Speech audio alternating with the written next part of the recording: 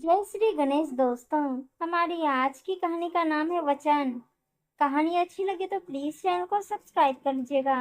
अब शुरू करते हैं कहानी।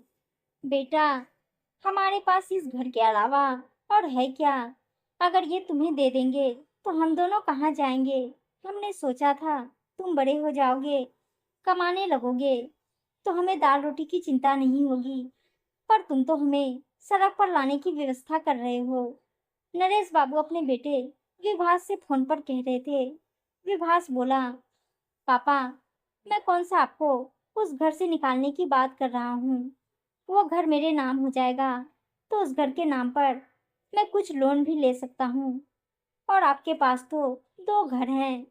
इस उम्र में 3 बेडरूम का घर लेकर आप क्या करेंगे? जो छोटा वाला घर है, आप लोग उसमें शिफ्ट हो जाइए। इस घर को किराए पर लगा देंगे। नरेश बाबू बोले, बेटा, तुम्हें लगता होगा कि तुम्हारे बाप के पास बहुत संपत्ति है, पर रिटायरमेंट के बाद भी खर्चे कोई कम नहीं होते हैं, बल्कि और बढ़ जाते हैं। जवानी में बीमारियां कम होती है तो खर्चे भी कम होते हैं। बुढ़ापे में आमदनी का जरिया बंद हो जाता है और बीमारियों का बसेरा ज्यादा हो जाता है। विभास बोला, पापा, ये सब बहाने आप कितने सालों से मुझे सुना रहे हैं। अगर आप वो घर मेरे नाम नहीं कर सकते हैं तो मुझसे भी उम्मीद छोड़ दीजिए। मेरे भी बच्चे बड़े हो रहे हैं, मेरा भी खर्चा पूरा नहीं हो रहा है। आप रहिए अपने घर और पैसों के साथ। दोबारा मुझसे संपर्क करने की कोशिश मत कीजिएगा। विभास ने गुस्से में फोन रख दिया। बाद में नरेश जी अपनी पत्नी आभा के पास जाकर बैठ गए और बोले, आभा, हमने अपने बेटे की परवरिश में क्या कोई कमी छोड़ी? जो हमारा बेटा ऐसा निकला।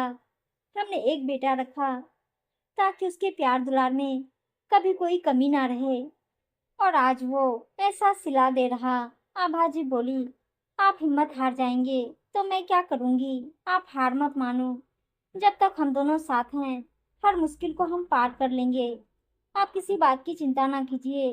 आपका ब्लड प्रेशर बढ़ जाएगा, और अगर आपको कुछ हो गया तो मैं किसके सहारे जीऊंगी? दूसरे दिन सुबह जब दोनों चाय पी रहे थे तो नरेश बाबू बोले, आभा, आज मैं तुम्हें एक बात कह रहा हूँ। कल को मैं रहूं या ना रहूं, तुम अपने आप को कम मत समझना। जिस रोज तुम खुद को कमजोर समझने लगोगी, सारी दुनिया तुम पर हावी हो जाएगी। वो बोली, आप ऐसी बातें क्यों कर रहे हैं? नरेश बाबू बोले, जब तुम छोटी होगी, तुम्हारे पिता ने भी तुम्हें ये बात समझाई होगी। आज मैं तुम्हें कह रहा हूँ, उम्र चाहे जो भी हो, कभी खुद को कमजोर मत समझना। मेरे जाने के बाद भी तुम अपने हक के लिए पूरी सजग रहना, कभी किसी के सामने झुकना नहीं। आभा जी बोली, आप ऐसी बातें क्यों कर रहे हैं? मेरा मन बहुत घबरा रहा है। आप शांत हो जाइए। अगर औलाद ऐसी होती है तो इससे अच्छा भगवान उन्हें बेऔलाद ही रखता। बेटा हो या बेटी, अगर वो लायक ना हो तो उसका ना होना ही अच्छा होता है। थोड़ी देर बाद दरवाजे पर घंटी बजी। आभाजी का पड़ोसी महेंद्र बोला, आंटी जी, ये आपने पैसे निकालने के लिए बोला था, वो मैं ले आया। आप एटीएम कार्ड क्यों नहीं बनवा लेती हैं? सोसाइटी में एटीएम की मशीन लगी है, आपको दिक्कत भी नहीं होगी।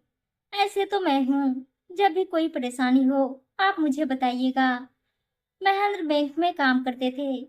आभाजी और नरेश बाबू को जब भी पैसे की जरूरत होती थी, उन्हें बैंक जाना नहीं पड़ता था। महेंद्र पैसे निकालकर उन्हें घर दे जाते थे। आभाजी बोली, बेटा, आज के युग में कौन किसी के लिए इतना सोचता है? तुम पड़ोसी होकर इतना करते हो। यहाँ तो अपना बेटा हमें नहीं पूछता है। कुछ रोज बाद नरेश बाबू के चचेरे भाई ने फोन करके कहा, नरेश, घर को क्या अपने साथ ले जाओगे? अरे, इस उम्र में अगर बेटा छोड़ दिया तो किसके सहारे जियोगे? अगर वो मांग रहा है तो दे दो उसे घर, और तुम्हारे पास तो रहने का ठिकाना है। नरेश बाबू बोले, भाई साहब, आप तो अपने सभी बच्चों के साथ रहते हैं और खेती का पैसा भी आता होगा। मैं यहाँ अकेला रहता हूँ, पेंशन और उस छोटे से घर के किराए से अपनी जिंदगी बसर करता हूँ।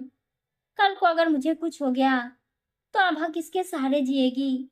मेरे जीते जब बेटा मेरे मकान पर अपना अधिकार जमा रहा है, तो मेरे मरने के बाद अपनी माँ का वो क्या ख्याल रखेगा, जरा सोचिए। इन्हीं सब चिंता में डूबे नरेश बाबू की तबीयत बिगड़ने लगी थी। महेंद्र बीच बीच में समय निकालकर उन्हें डॉक्टर से दिखा देता और परिवार के साथ उन लोगों से मिलने के लिए भी आता रहता। पर होनी को तो कुछ और ही मंजूर था। एक रात नरेश बाबू की तबीयत बहुत खराब हो गई। वो पत्नी का हाथ थामकर बोले, आभा, मुझे वचन दो, तुम कभी कमजोर नहीं पड़ोगी, चाहे जो भी हो, अपने आप को कम नहीं समझोगी। जो औरत बच्चों के पैदा होने और उनके बिछड़ने का दर्द बर्दाश्त कर सकती है, वो अपने जीवन में कुछ भी कर सकती है। आभाजी प्यार से उनका माथा सहलाती और कहती, अब कुछ मत बोलिए, बस आराम कीजिए। आप हैं तो मुझे और कुछ नहीं चाहिए। नरेश बाबू की सांसें फूल रही थी।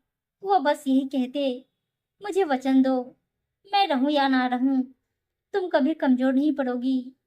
अपने आने वाले जीवन के लिए भावनाओं में बहकर नहीं, हिम्मत से फैसले लेना। मैं सदा तुम्हारे साथ रहूंगा।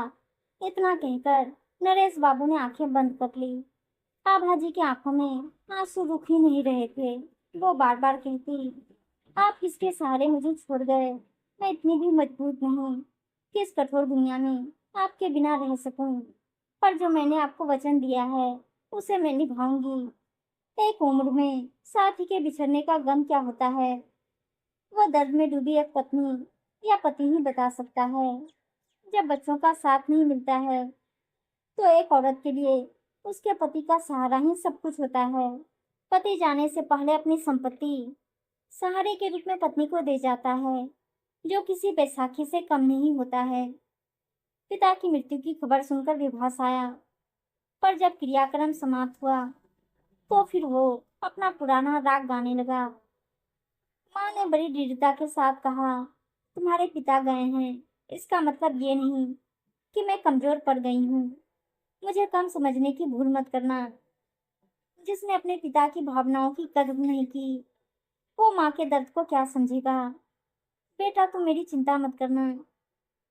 जब ईश्वर हमें दुनिया में अकेले भेजता है, तो अकेले जीने का सबक भी सिखा देता है, क्योंकि आखिर जाना भी तो उसे अकेले ही पड़ता है। विभास को खाली हाथ वापस लौटना पड़ा। कुछ अच्छे रिश्तेदार और पड़ोसियों की सहायता से धीरे धीरे आभाजी ने जीना आखिर सीख लिया। पास के स्कूल में बच्चों को वो बिना वेतन के पढ़ाती थी और अपनी सारी संपत्ति को ट्रस्ट के नाम कर दी थी, ताकि उनके जाने के बाद उनकी संपत्ति को वृद्ध लोगों की देखभाल में इस्तेमाल किया जाए। उम्मीद है दोस्तों, कहानी अच्छी लगी होगी, और अच्छी अच्छी कहानियां सुनने के लिए चैनल को सब्सक्राइब और वीडियो को लाइक शेयर जरूर कर दीजिएगा। धन्यवाद दोस्तों।